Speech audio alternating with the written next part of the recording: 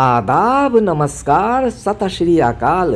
नई चैनल छपरा से बिहार तक के कार्यक्रम हाल बदहाल में आपका स्वागत है। हम इस चैनल के माध्यम से आपको छपरा और बिहार के विभिन्न जगहों के बारे में बताएंगे और साथ ही नागरिक सुविधाओं से जुड़ी आपकी समस्याओं और मुद्दों को भी इस चैनल के द्वारा जिम्मेदार लोगों तक पहुंचाने की कोशिश करेंगे। इस वीडियो में मैंने छपरा से जुड़ी एक समस्या को उठाया है, तो आप भी देखिए वह क्या है। अभी आप जो स्क्रीन पर देख रहे हैं वह बिहार के छपरा जिला के शहरी इलाके का एक रोड है, जिसे भगवान बाजार रोड के नाम से जाना जाता है। यह छपरा का मेन रोड है। फिलहाल मैं इस रोड के भरत मिलाप चौक पर खड़ा हूँ और यहाँ से पूर्व दिशा में स्थित दरोगा राय के स्टैचू की तरफ आगे बढ़ूँगा। यह रोड कभी नेशनल हाईवे का हिस्सा हुआ करता था, पर नए बदलावों की वजह से अब यह एनएच का हिस्सा नहीं रहा। यह रोड पहले खूब नहीं बनता था, पर रिपेयरिंग का काम ढंग से और टाइम से रेगुलर होता रहता था और किसी तरह की कोई परेशानी नहीं होती थी।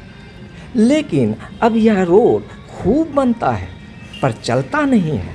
वैसे जनाब, बरसात के दिनों में तो रोड ख़राब हो ही जाता है। देखिए, बात को समझिए। पहले जो बारिश होती थी ना, वह अभी वाले बारिश से अलग किस्म की बारिश होती थी।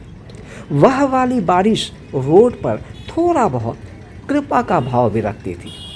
वैसे आजकल लोग आदी हो चुके हैं और इस बात को भली भांति जानते हैं कि रोड खराब हो रहा है तो कोई बात नहीं, एक ही बार उसके ऊपर ही दूसरा रोड बिछा दिया जाएगा या भीतर तक उखाड़ कर दोबारा से बिल्कुल फ्रेश ही बना दिया जाएगा।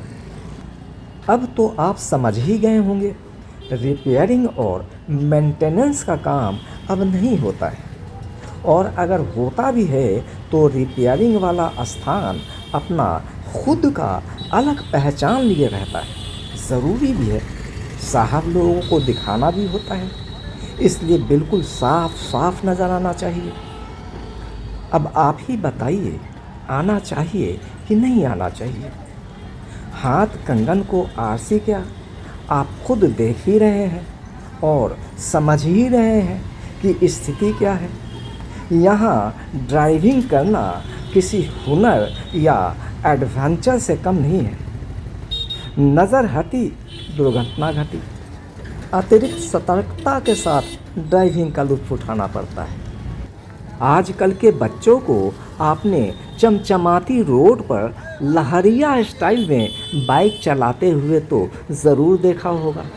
ट्रैफिक पुलिस की नज़र में यह ठीक नहीं है, लेकिन क्या करें, हालात यह हो गई है कि जिन लोगों को बच्चों की यह हरकत बिल्कुल नागवार गुजरती थी और जो हमेशा बच्चों को कोसा करते थे, उन्हें हालात ने खुद ही जिगजैगिया बना दिया है।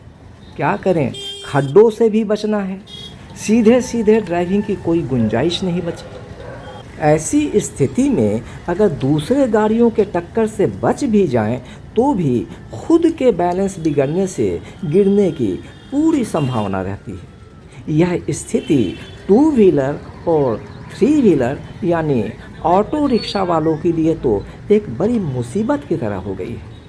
रोड की स्थिति ऐसी हो गई है कि आए दिन एक्सीडेंट होता रहता है। ऑटो पलटने से लोगों के हाथ पैर टूटने की खबरें मिलती ही रहती है। लोग बेहाल हैं, परेशान हैं, पर ना जाने क्यों खामोश हैं।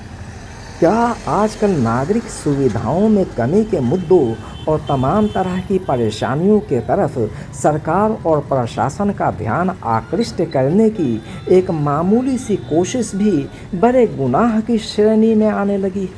क्या इस तरह के मुद्दों को उठाना सरकार और प्रशासन को बदनाम करने की कोशिश के अंतर्गत आने लगा है? क्या सारे परेशानियों, अनियमितताओं और दुर्दशाओं के बाद भी चुप रहना सीख लेना चाहिए? क्या हम अपनी परेशानियों को सरकार के सामने नहीं रख सकते? क्या प्रशासन से गुहार नहीं लगा सकते? क्या इन बातों से सरकार और प्रशासन के माथे पर आई शिकन किसी नए परेशानी को दावत देने की निशानी है? जो भी हो, एक जिम्मेदार नागरिक होने के नाते मैंने जर्जर हो चुकी इस रोड की तरफ शासन और प्रशासन में बैठे जिम्मेदार लोगों का ध्यान आकृष्ट करने की कोशिश की है, और इससे पहले कि कोई बड़ी दुर्घटना हो जाए, मैं दरख्वास्त करता हूँ कि इसको जल्द से जल्द रिपेयर कराने का कोई उपाय किया जाए। धन्यवाद।